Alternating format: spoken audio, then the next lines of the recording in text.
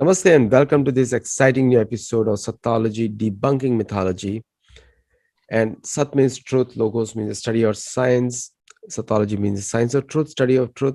Opposite that is mythology, is science of myth, study of myth. Myth in Sanskrit means a lie, fake, or imagination, something without proof. Now, Vedic scriptures have a lot of proofs. I have proved that in my three books, and they have a lot of wisdom. And we have seen that they practically help the world. So, without delay, let us get started on this. Today, we have a very famous person, and also he's an author of Gita Comes Live. He comes from a family of decorated military personnel, right from World War One, and also he has done a very unique historical analysis of the democracy movement and also the traditional left or right. I wrote one article. We are neither left nor right. We are dharmic. So that's the position I always take, and in that is a very safe position because we can freely act. So without delay, let us welcome Sri Jeffrey Armstrong.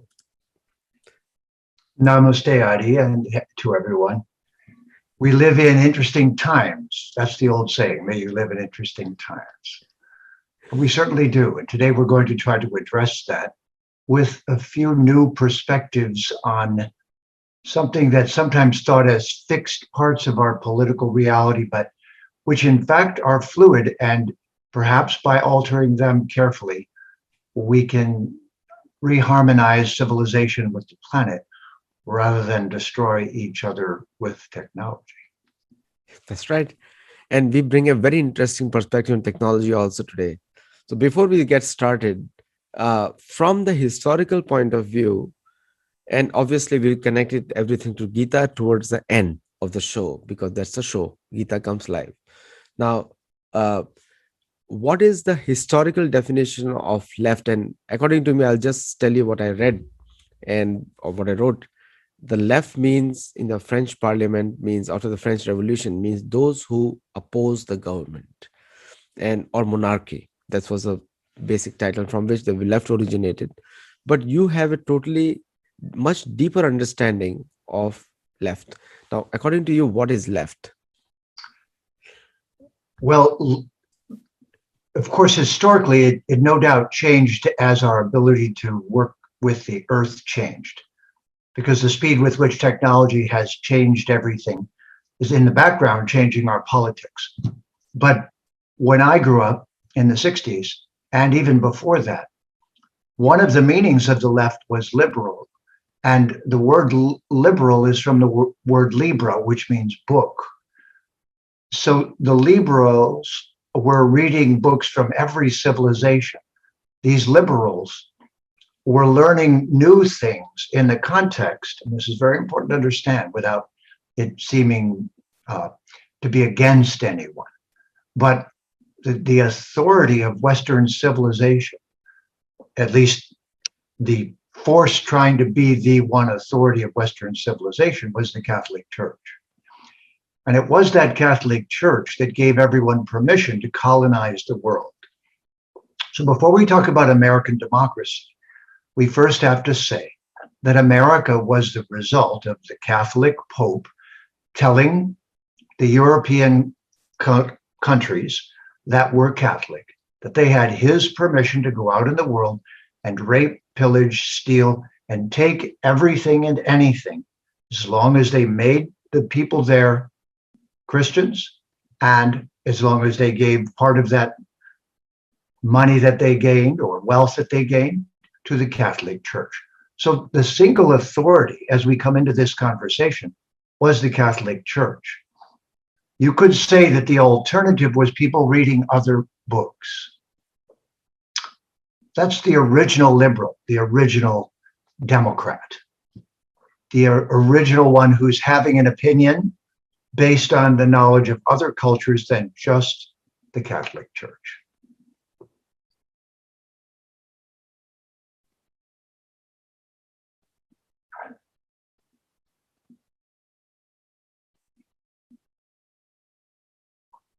So that momentum brought about the creation of what we now think of the democracy as the democracy of the United States.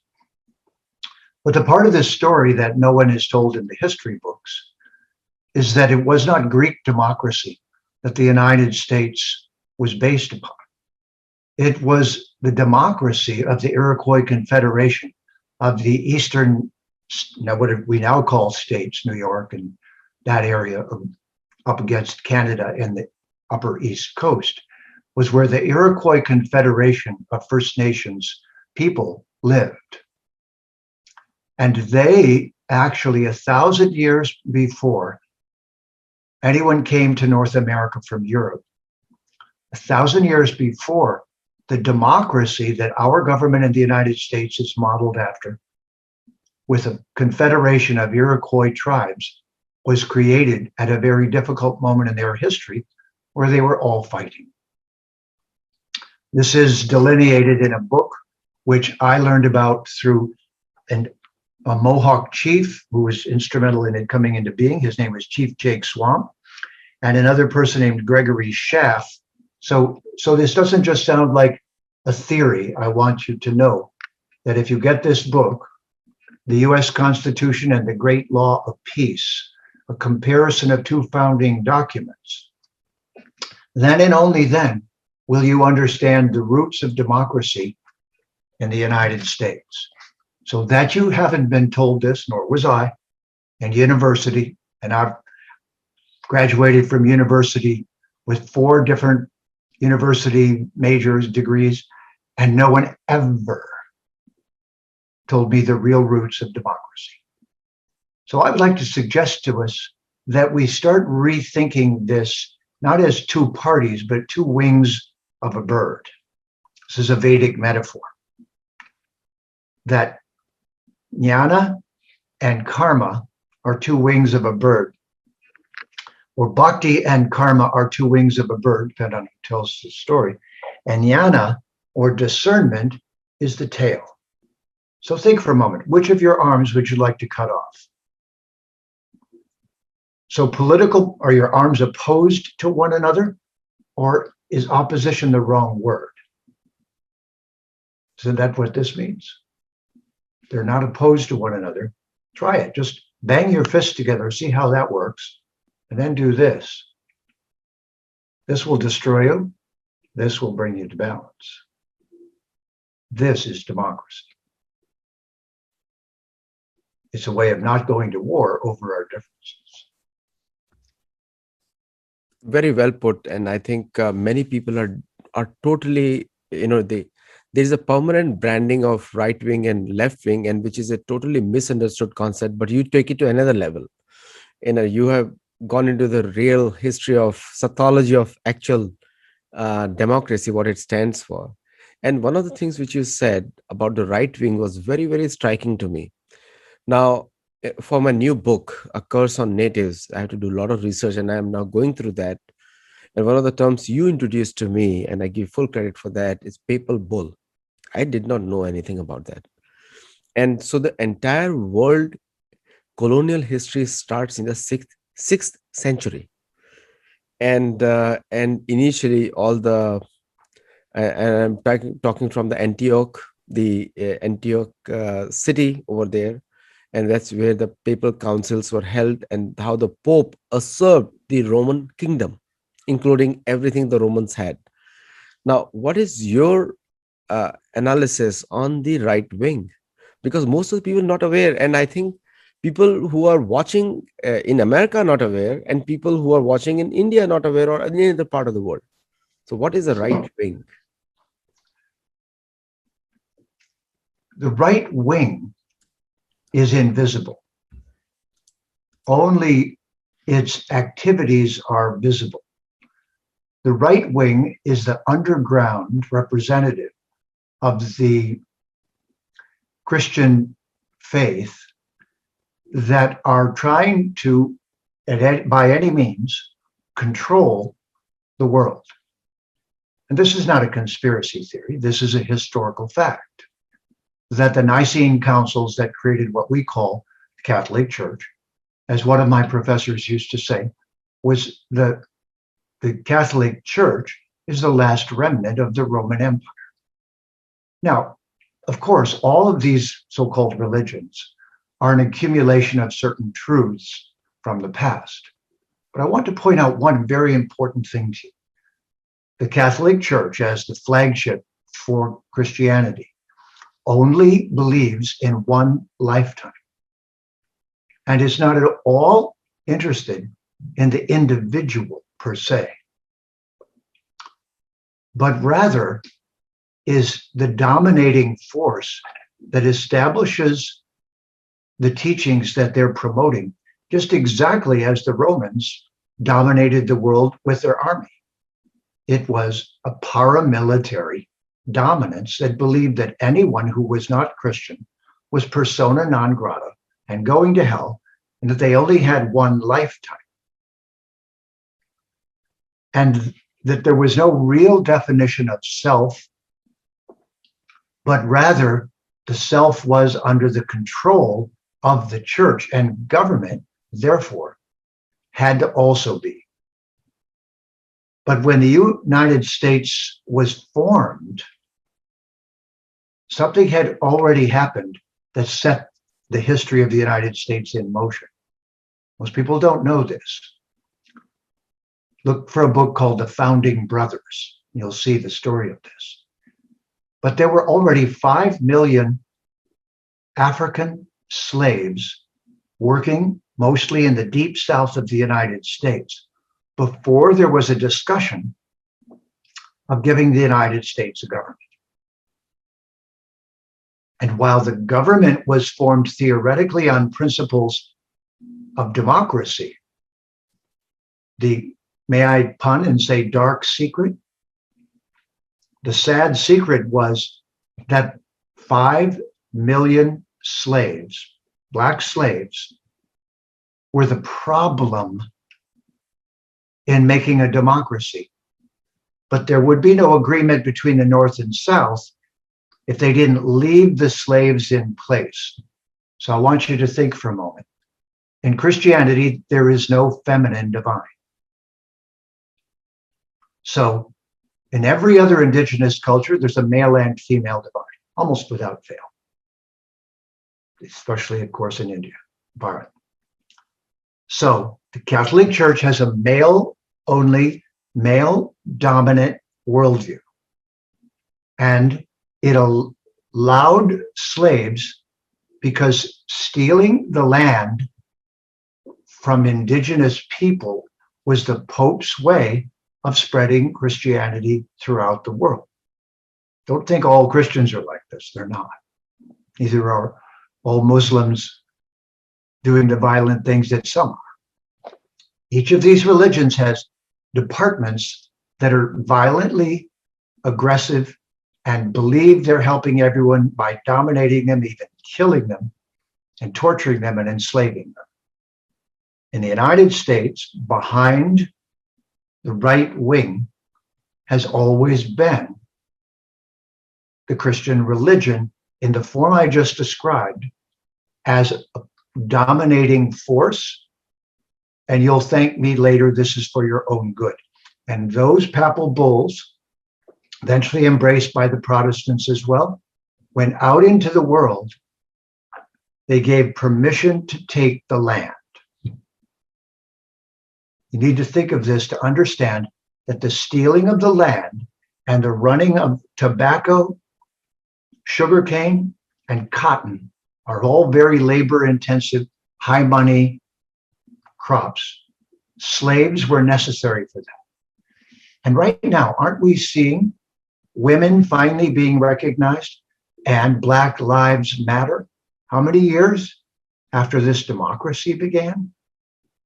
Those problems are the historical problems of the Catholic Church. Everyone was persona non grata unless they were Catholic.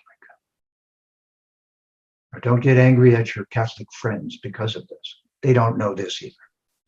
They just think they're being religious, and they are, because they're being sincere, most of them. The But behind it is something not sincere. persona non grata. is used as a diplomatic term globally, and people do not even know the meaning of persona non grata. It's so like when you told me, I'm like dumbfounded. Like it's like a, The it's word like is insidious. It's so insidious. so insidious. Absolutely. Like I could not even imagine that I have used that term so many times and could not get into the what is the real etymological meaning of that persona non grata. And another term which is used, and I'm now getting more aware of it because I'm now studying writing the next book, the gentiles, gentile, gentiles. Now gentile is a very, very racist term. It's like goes against the ethnic people, it's not gentleness, it's not gentiles, based on the Greek word ethnic and the combination. It's a new term created. So how racist is that term, gentile, and how ethnic is also a negative term. It's not a positive term. Means if you are ethnic, that means you're backward because you don't believe in what we say. That's what the term is. So what do you have to say on that? Well, let's tie this together now. So this means that the right wing was essentially right in Always their right. eyes. Yes, and right makes might. So all of these slogans have been quietly playing in the background in so-called democracy. And that the democracy came from First Nations peoples who to this day have never been treated as humans. It's very important to understand. All of the First Nations tribes in North America are still considered persona non grata. They are not persons, they just look like persons. And this is why this has been a thorn, so-called, in the side of democracy. First, they took democracy from those people and, of course, still used it to not recognize them as people. Indians are so proud to use English as a language. And mind you, some Indians will tell me that why are you using English here? Because we are in America and we are talking in English. Me and Jeffrey understand English. It's a common language. But doesn't it surprise you that the Indian English newspaper Times of India is the largest selling English daily in the world? Bigger than UK, combined UK, US, Australia readership is more readership of Times of India. Is it like, I do not know, is it like a colonial thing or what is going on? Because they don't understand English words at all. They use persona non grata, they use faux pas. Now, faux pas is literally a Christian meaning. If you do not follow the Bible, that means you're making a faux pas. So, and subconsciously, they are actually talking colonial language only. Because colonialism hasn't really stopped, which is the secret of what we're trying to share with you. It's playing in the background, it's gone underground. And the accumulation, I had a wonderful realization on this about a year ago, that Dhritarashtra in the Mahabharata, that means blinded by the land. So you've got to understand, and apologies to those of you who sell real estate, but you're part of the problem. Because, you see, we've lost a sacred relationship with the land. And now let's add something to this. We're called humans. This is from the Sanskrit bhumi. The Sanskrit bhumi is the name of our planet. In Christianity, our planet doesn't have a name. It's just that lump of rock that we're on. But getting it and owning it and controlling it became the whole purpose. So the people who came to North America didn't come here with idealism. They came here sick and tired of not owning land in Europe and being dominated, but then they came here and did the same thing. So this is where the word dharma comes in.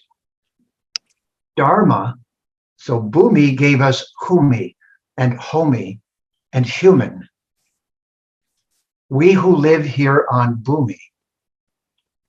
I'll tell you a funny story. This book, what led to a replanting of trees all across North America. Because when the Iroquois democracy was created, there was a tree called the Tree of Peace, a great pine tree. And they put all their weapons at the base of the tree, buried them, and an eagle flew to the top of the tree, a bald eagle. And that's how it became the bird of the United States. Now, if you believe in the Tree of Peace, you stop fighting and start replanting trees everywhere. So what we're discussing today is in every way related to destroying the earth in the waiting for the apocalypse of the Catholic Church to come tomorrow. What put us on the path of destroying the planet and not working with nature and preserving it was the idea that the world was about to end, that we only had one lifetime, that we didn't have many lifetimes in which to grow and learn. And therefore, instead of seeing this planet as a university and a campus, it was a disposable place that was about to be destroyed any minute. And the people who were with Jesus would be okay and everyone else would not. And if you hold a one lifetime worldview, then you can't wait for the world to end. So technology doesn't have to lead to destruction, but a one lifetime worldview does have to lead to destruction. Its only answer is it's going to end soon.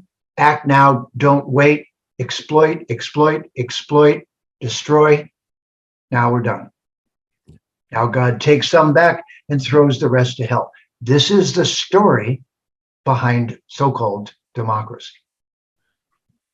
Isn't it so funny that the New Testament came to reform Old Testament, and the Quran came to reform the New Testament, but all of them did the same thing. In the name of God, untold miseries were done by the Umayyad dynasty. You'll like this. It's called My Way or the Highway Yahweh. That's right. and see the Indian elite. Now, when I watch Indian TV programs, the media, people who are talking in English, and they're supposed to be the elites or the high class of India, you do not even, like, those guys don't even understand basic English, and they speak in English because, see, you and I've been living here, so I know the connotations. When you say something, I know what you actually mean. And that's where you come to the point that, yes, you understand the language because you're understanding the hidden parts of the language. Just like if I was speaking in Hindi or Marathi, I would understand the inner meaning of what I want to convey. But others may not. Even if they learn my language, still they won't understand, because they will understand the literal meanings, not the connotation, because most of the language is spoken with the connotations, not on literal denotations. So the imposition of English or the change of language on colonials, whether it's a French or Spanish or English or any other language, wasn't that a part of the strategy of colonizing the mindset? Absolutely, Adi, because the English language is an object-oriented language. In object-oriented speech, it doesn't matter if I say, these are glasses, it doesn't matter what language I say it in. They're just an object, and as soon as you know the French for that, the German for that, the Russian for that, the Hindi for that, then you can say glasses as an object, and it always is the same object. But words denoting truth, words taking us to higher concepts that are beyond just an object-oriented relationship, then we require specific words of meaning whose meaning doesn't vary over time. That's Sanskrit. And that's the secret of this.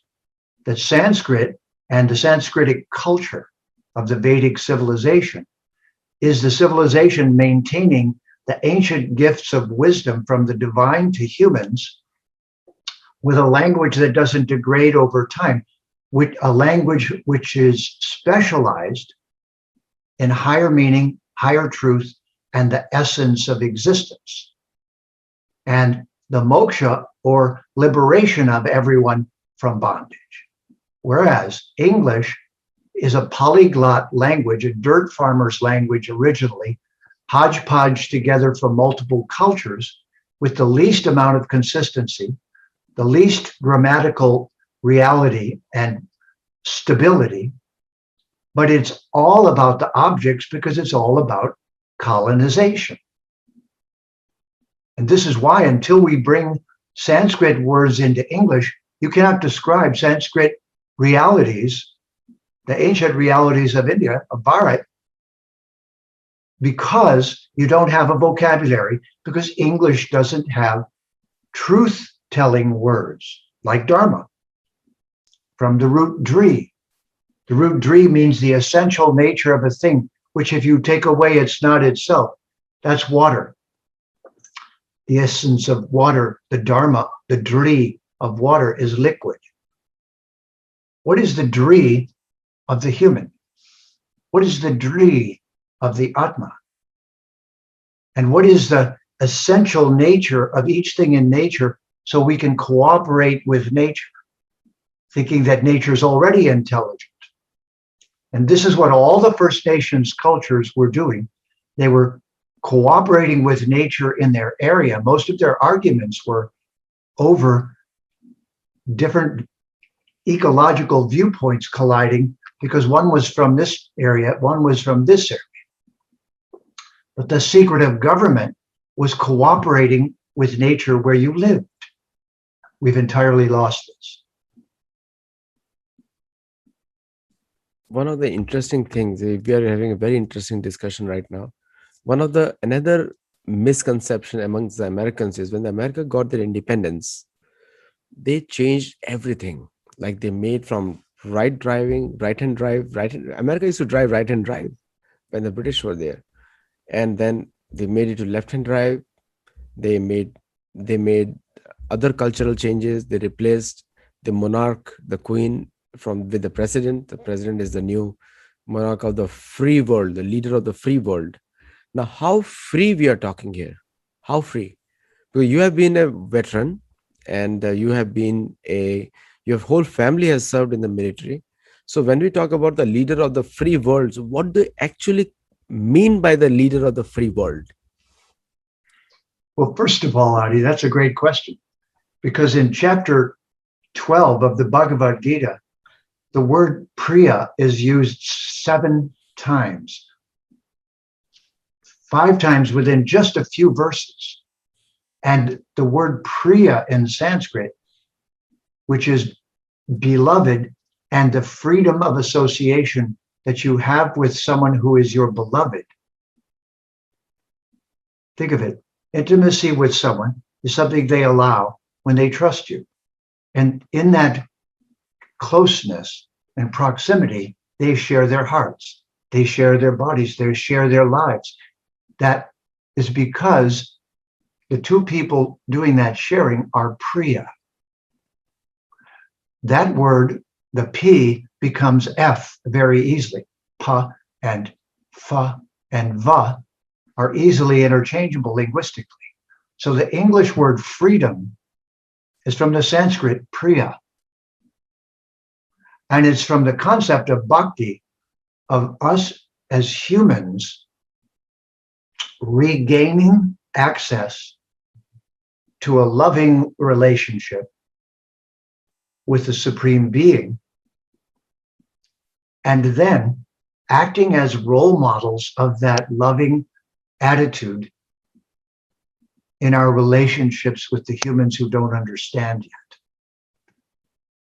So the freedom actually rests upon, and I'm not going to use the English word love because it's from the Sanskrit word lobha, or greed. Did you know that? Love is lobha, the V and B, again, interchangeable. So love is lobha. So greed here is considered love. I love you. I want you. I want to steal your stuff. Whereas in the Vedas, Priya means I serve you. I do seva. I adore you. I protect you. I care for you. We've confused exploitation for freedom. Freedom is what you do to the beloved. Pa pa ba ba ma. A varga. It's a varna. Pa pa ba ba ma. And there's a beautiful analogy given, and I think we'll discuss it some other time, that how fear is systematically put in our colonized minds so that we don't question the facts. And if we question the facts, then we become persona non grata. Very clear. So now when we so another point colonizing word has been used here consistently is the notion of uh, literary independence. Now, we all know the word literature. I think you can put more light on that. Literature, where the literature comes from. The word literature is anything which they have designed and we have to follow. Rest everything is ignored. Do you know anything about that? I believe it comes from writ, and it has to do with once again, this one truth that you must follow. You must follow. And it's the we know it differently in the Vedic civilization, but isn't it eko bahunam yovididati kaman, Adi? In the beginning was the word. Absolutely, absolutely. The what's in a word, the line, which is often attributed to a Western British poet, but actually spoken by Shukdev Goswami. He says, name is everything. And he's talking about the names of Hari, Vishnu, Krishna, Ram, Vishnu. He said, name is everything. So what's in a name? So Shukdev Goswami says, name is everything. So, but again, it is stolen. And we are what's in a name, we famously attribute to some Western scholar. I don't even want to take his name. So I've made an English version of that. No substitute for the Sanskrit, but it is world is word. It is spoken into being. Yes, everything. Like when Brahma is creating this material world, there are 11 stages of creation mentioned in Bhagavad Puran. Anyone can read it. And it's also mentioned in my book, Karma is a Bitch. People don't like the title, but Americans love it. So the in the 11 stages of creation, every emotion of ours has a placeholder. How scientific is that? Like if we are experiencing fear, that is also created because just like you said a very wonderful thing, object oriented language. Now there is a in software programming, I come from software background, object oriented programming, OOP. It's a very famous word in the software world, and everybody talk, even today people are talking about object oriented programming, slightly changed now because of Python and other languages, but still the point I'm saying, most of these terminologies are coming from a deep Christian thought process, like in every sphere of life, like every part of our life is like that. Somewhere I feel that you're doing a human service by bringing the language into focus, because you're a linguist, you're Jyotish, and plus you are a dharmic person. So you are bringing that focus. The words have, the language has been designed so that we change our mindset to their worldview, conscious, subconsciously. And also, we are doing a human service society by using the same language to decipher the secret. Absolutely. And if the more we introduce Sanskrit vocabulary, it isn't a political subversion. It's a precision of creating the ability to see. But I was thinking, Adi, of something very interesting I thought I would share today, a word root. So listen very carefully, please, everyone, to this sequence of words. The word Veda essentially means that which makes the truth visible, so you can see it. A rishi is someone who sees what they hear, meaning when they hear the Sanskrit, they see the reality. Now, Veda gave us the English word video.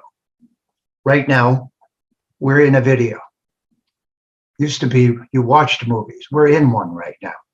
We're making a movie right now. This video allows us to see each other and therefore to see what we're sharing. Now, vid, V and F interchange all the time. So the word vide in Sanskrit became fide in Latin, but it underwent a shift. If seeing is believing, Veda shows you, and now you see the reality. You see what is dri, what is true. But when it shifted to vide in Latin to fide, from vide in Sanskrit to fide in Latin, it became faith. Now, what is the name of our government in the United States? Federal. Fides. It's the government you're supposed to trust. It's the Veda government, ladies and gentlemen. It's the Vedaral government.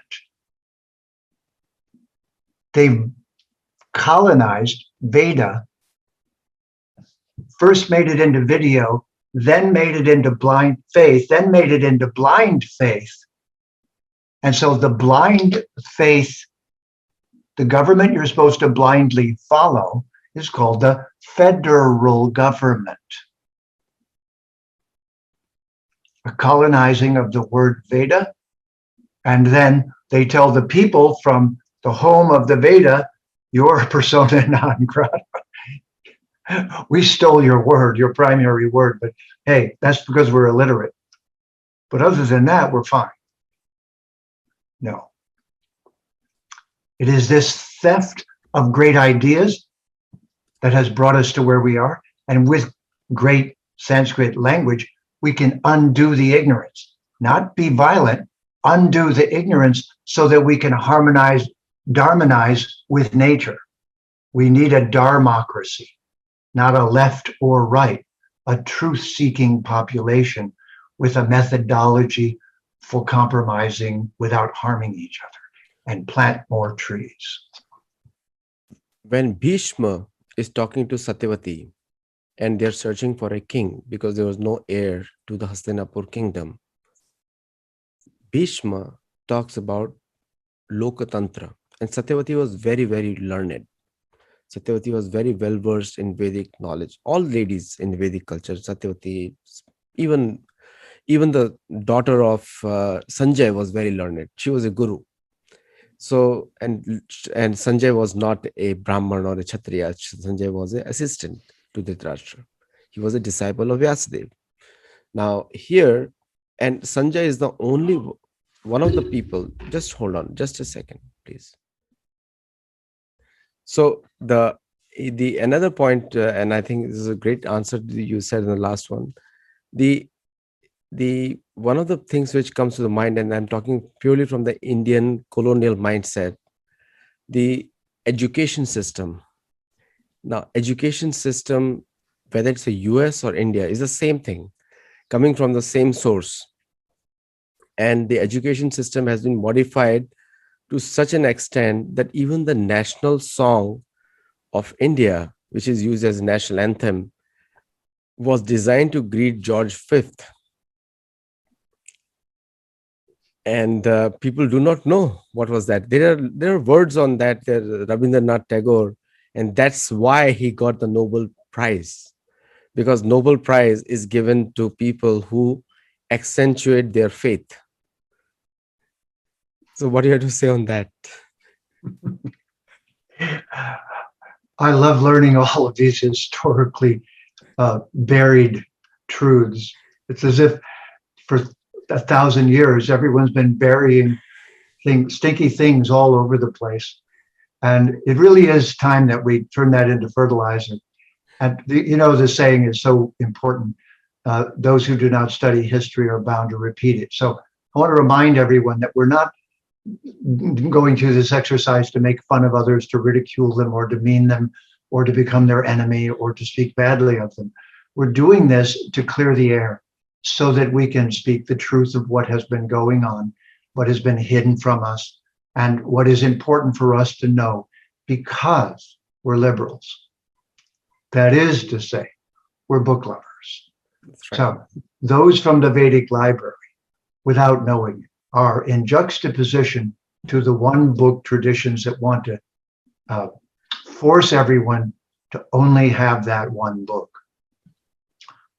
We Vedic practitioners are the living evidence that that is alive and well, and that a multi-universe, multi-lifetime, multi-individual worldview is dharmic. It is where the individual has certain freedoms. They are priya, beloved, up to a certain point, and then they don't violate the laws of nature with that freedom. They're dharmic. And together, when we have dharma as our goal, which is what?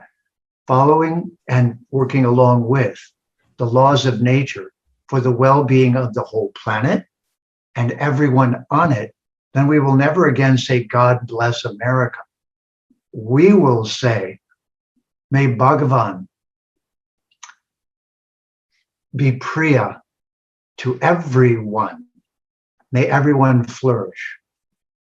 May all be fed. May all be safe. May all find peace. This is the dharmic use of language. This is the strongest discussion we ever had. And you use the word liberal. Now, liberal has different connotations today. It does.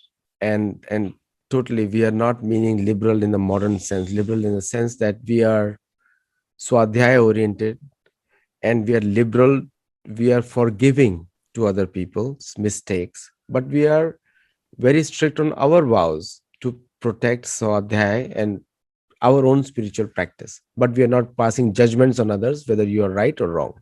Nor are we using the contemporary political terms, but saying that a real democracy and a dharmocracy is taking the best of both sides. If someone is true, then they're right in that point. They're not right in everything, but in that point, they're right. So we must bow to them. A real effective way of living together on the world, on this planet, is to cooperate with Matabhumi's laws, is to cooperate with dharmic laws of the cosmos and of the Jagat, and to approach one another to resolve differences into something that works for everyone. So we are certainly not using the standard left and right current terminology. We're raising the veil to show you what those were ideally before they got diverted into what we see today. So audience is asking me a question, the difference between Loktantra and democracy. And I think me and Jeffrey will make a separate video on that, because today's video is already heavy with a lot of information. And I think you all should study it and share it and let us know your feedback.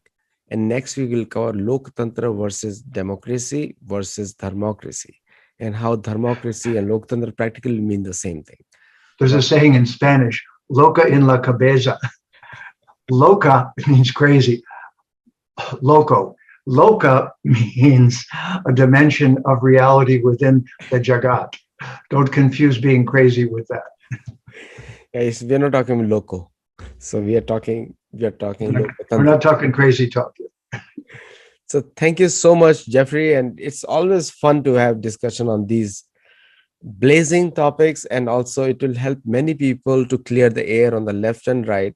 So be commonsensical, be in the center, stay dharmic, and enjoy your life. Life is for serving, and that's the enjoyment. Thank you, and namaste to everyone. Speak softly and speak lovingly, but speak the truth. Okay.